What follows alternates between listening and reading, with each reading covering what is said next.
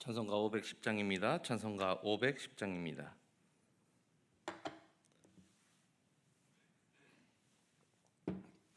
찬송가 510장입니다. 하나님의 진리 등대 길이 빛나니 우리들도 등대되어 주의 사랑 비추세. 우리 작은 불을 켜서 험한 바다 비추세. 물에 빠져 헤매느니 건져내어 살리세.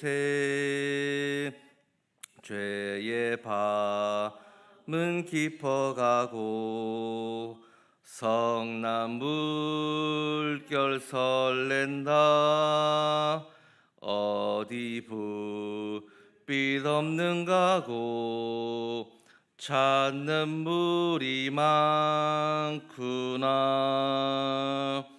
우리 작은 불을 켜서 험한 바다 비추세.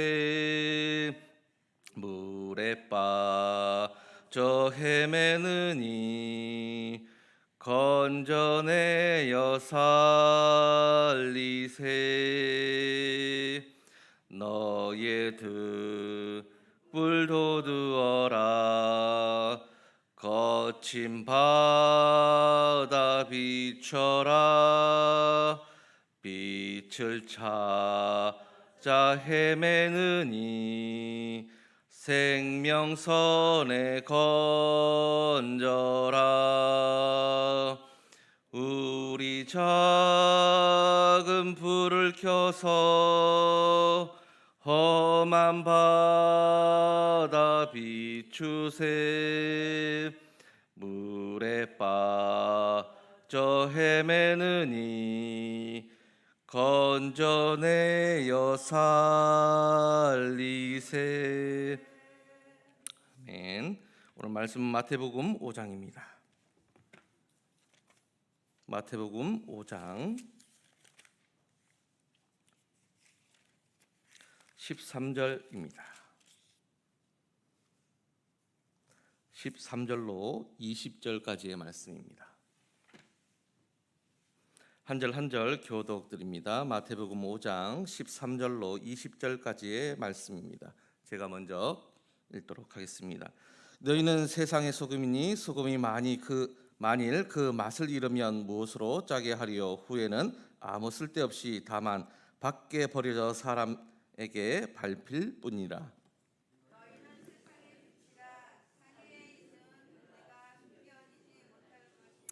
사람이 등불을 켜서 말 아래에 두지 아니하고 등경 위에 두나니 이러므로 집 안 모든 사람에게 비치느니라.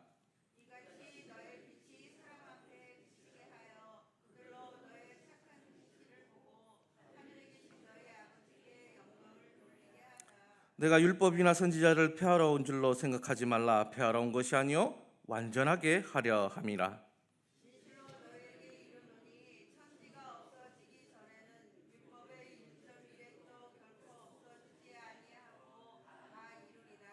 그러므로 누구든지 이 계명 중에 지극히 작은 것 하나라도 버리고 또 그같이 사람을 가르치는 자는 천국에서 지극히 작다 일컬음을 받을 것이요 누구든지 이를 행하며 가르치는 자는 천국에서 크다 일컬음을 받으리라.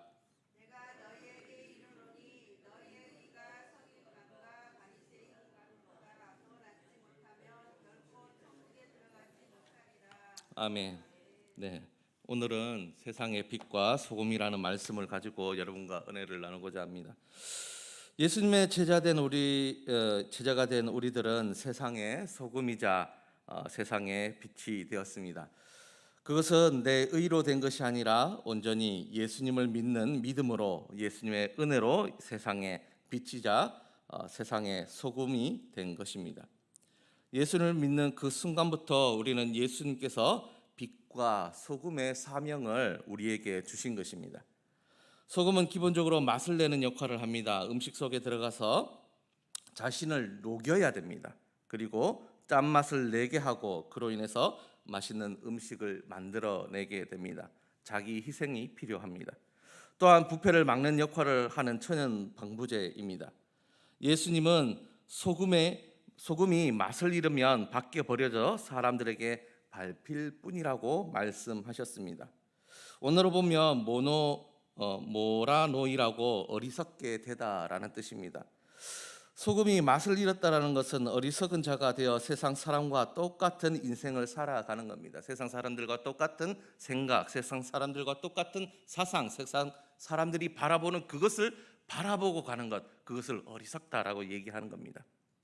어리석은 자가 되지 말고 예수님을 믿고 믿는 대로 행하고 그로 인해 세상에 썩지 않을 소금의 역할로 부패를 방지하는 자들로, 맛을 내는 자들로 살아가라고 말씀하고 있는 겁니다. 예수님을 믿는 우리들이 예수님을 제대로 믿고 복음의 의미를 제대로 깨달아 선한 행실을 통해 믿음의 모습을 보이라라는 것입니다. 그것이 세상 속에 살아가는 그리스도인들의 소금의 역할인 겁니다.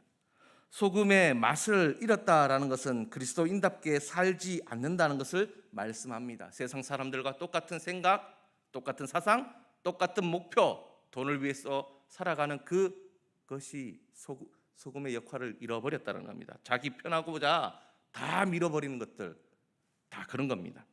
아무 힘도 없고 세상에 영향력을 줄 수 없는 소금은 어리석은 그리스도인 세상을 짜게 할 수 없다라는 겁니다. 두 번째로 우리는 세상의 빛이 되었습니다. 빛은 존재하기만을 위해 있는 것이 아닙니다. 무엇인가 비추고 색을 내게 만들어야 됩니다. 또한 빛을 통해서 생명이 살아나게 만들어야 되는 겁니다. 빛이 있어야 생명이 살아갈 수 있는 것입니다. 예수를 믿는 우리가 세상의 빛이라고 예수님은 우리에게 말씀하셨습니다.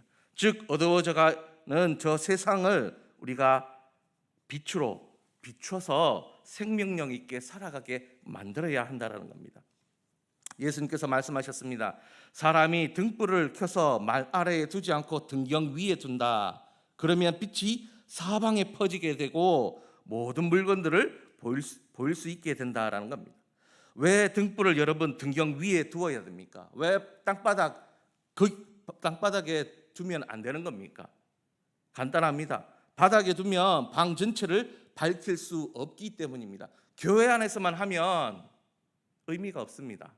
밖에 나가서 비춰야 된다는 겁니다. 등경 위에 두었을 때 그 빛이 사방으로 퍼져서 위도 비추고 옆에도 비추고 아래도 비추고 구석구석 비출 수 있기 때문입니다. 이 말은 그리스도인이 세상의 빛으로 모든 사람을 비추어야 한다는 말입니다. 세상 사람과 똑같이 살아가면 빛을 내지 못하는 것입니다. 말씀을 살아내면 빛나게 되어 있습니다. 그럼 세상을 구석구석 비출 수 있게 됩니다. 그래서 그리스도인은 등경 위에 세워진 등불이 되어야 합니다. 그리스도인들은 눈에 보이지 않는 믿음의 눈으로 볼 수 있게 하라는 것입니다. 이 말이 무슨 말이냐? 뒤에 17절, 20절까지 예수님께서 말씀하십니다. 율법이나 선지자를 폐하는 줄로 생각하지 말라. 폐하러 온 것이 아니요 완전하게 하려 함이라 라고 말씀하셨습니다. 또 율법의 1.1획도 떨어지지 않는다라고 말씀하셨습니다. 그럼 우리가 율법을 다 지키면서 살아야 하는가라는 질문을 할 수 있습니다. 그렇지 않습니다. 문자적으로 지키라는 것이 아닙니다. 율법 안에 있는 핵심을 지켜라라는 겁니다. 신명기 19장 14절에 내 하나님 여호와께서 내게 주어 차지하게 하시는 땅 곧 내 소유가 된 기업의 땅에서 조상이 정한 내 이웃의 경계표를 옮기지 말지니라 라고 말씀하셨습니다.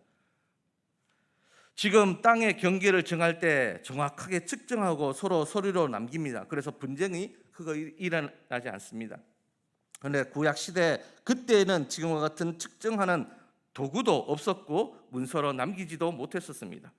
그저 여기서부터 내 땅, 저기서부터 네 땅 이렇게 정하고 그 사이를 경계석으로 가져다 놓았을 뿐입니다. 그것이 네 땅, 내 땅을 정하는 기준이었습니다.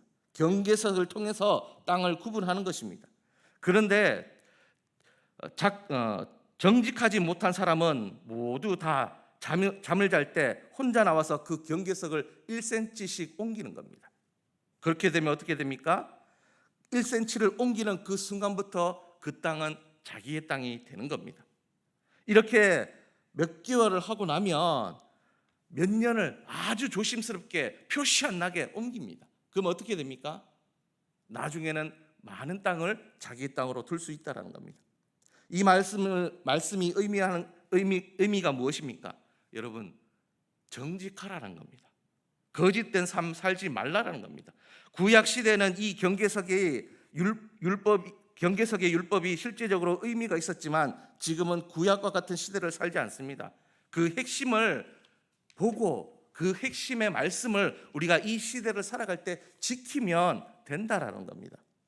그게 뭡니까? 핵심은 정직하고 거짓된 삶, 남을 속이는 삶 살지 말라는 의미로 우리에게 다가오고 있는 겁니다. 즉 율법의 1.1획도 떨어지지 않는다라는 의미는 문자적으로 율법에 적힌 모든 행위를 하라는 것이 아니라 그 속에 있는 하나님의 뜻을 깨닫고 지금 이 시대를 살아가라라는 의미입니다. 그러니 성경의 핵심을 알고 그 핵심을 실천할 때 빛과 소금의 역할을 감당할 수 있는 겁니다. 그 역할을 감당 못하니까 밟히고 있는 겁니다. 그러니 성경의 핵심을 알고 그 핵심을 실천할 때 빛과 소금의 역할을 감당할 수 있게 되는 겁니다. 이제는 아는 것에서 여러분 끝나면 안 됩니다. 실천으로 옮길 때입니다. 빛과 소금의 역할을 함께 감당하는 우리 그리스도인들이 되기를 주님의 이름으로 소망합니다. 기도합니다. 하나님 아버지 감사합니다. 오늘 빛과 소금의 역할을 가지고 함께 나누어 보았습니다. 예수님께서 빛과 소금의 역할을 감당하라고 우리에게 사명을 주셨지만 하나님, 우리가 지금까지 그 사명을 잘 감당했었는지, 교회 안에서만 그렇게 감당했었는지 우리의 자신을 뒤돌아보게 됩니다. 하나님, 교회 안에서만 그리스도인이 아니라 교회 밖에서도 나는 그리스도인이라는 그 의식을 갖게 하여 주시옵소서. 그래서 세상 사람들에게 내 착한 행실을 통하여 빛과 소금의 역할을 감당하고 손가락질 받는 그리스도인이 아니라 정말 저 사람은 그리스도인이구나, 저 사람이 믿는 예수님 나도 믿고 싶구나라고 할 수 있도록 우리가 빛과 소금의 역할을 감당하는 저희들 될 수 있도록 인도하여 주시옵소서.